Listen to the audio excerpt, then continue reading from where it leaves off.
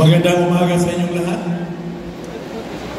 Ikinagagalak at ikinululugod ko pong basahin ang mensahe ng ating DepEd Secretary, Honorable Sara Z. Duterte Carpio, para sa Class 2024.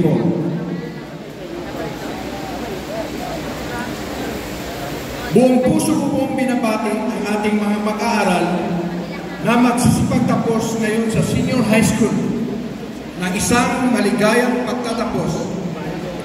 Congratulations sa inyong lahat. Alam kong marami kayong pinagdadaanan bago ninyo narating ang araw na ito.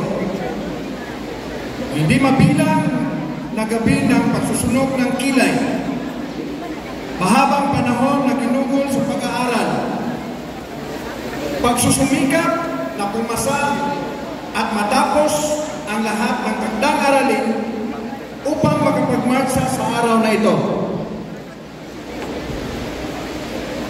Saludo ako sa tibay ng puso at lakas na binuhos ninyo para magtapos na siya rin magbubukas ng bagong pagkakataon para lalong mapagtibay ang inyong hinaharap.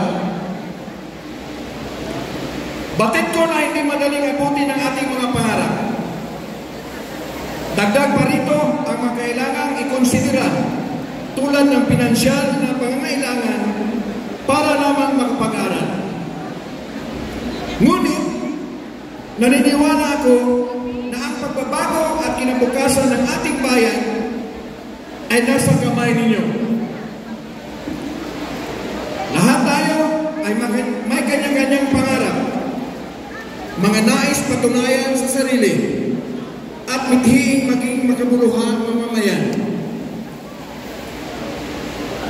Lagi ninyong tandaan na ang inyong pagsusumikap para maging mabuting mamamayan, maging kapaki-pakinabang at kahanga-hanga ay malaking bagay para sa ating komunidad.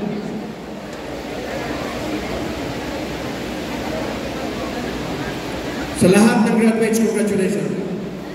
Good morning.